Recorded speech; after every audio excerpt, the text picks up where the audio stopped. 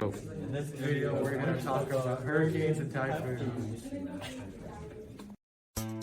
So what is a hurricane? A hurricane is a cyclone that is formed over tropical waters.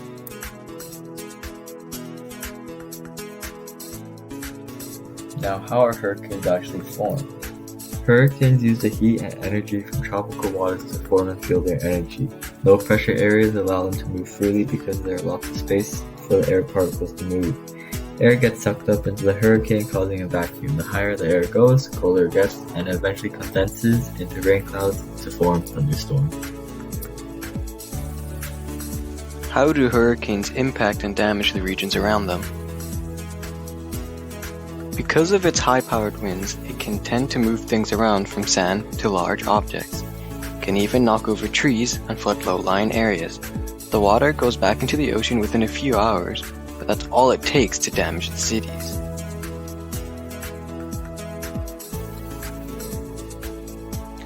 How are hurricanes detected and monitored?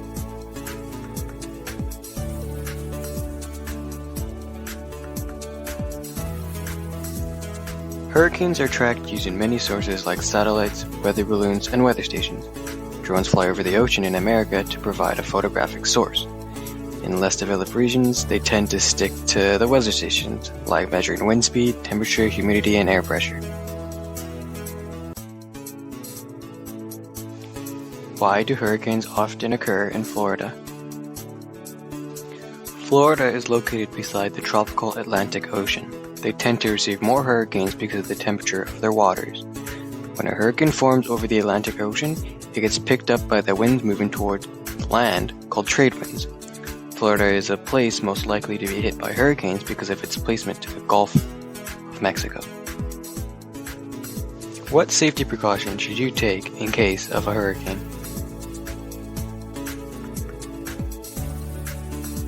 You should have an emergency plan in place if you live in a hurricane-prone zone.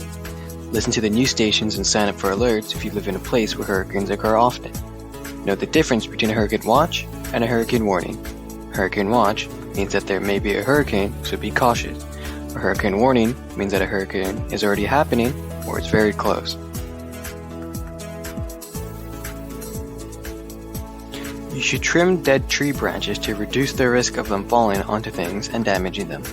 Evacuate to higher grounds and be prepared with sufficient food and energy because there will most likely be a power outage. These safety precautions are accessible because the majority of things are related to natural resources.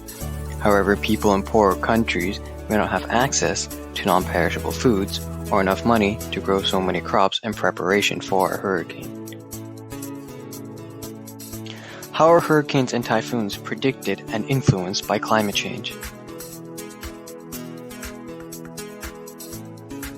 Hurricanes need warm water to form. Global warming can lead to worse hurricanes in the future according to simulation.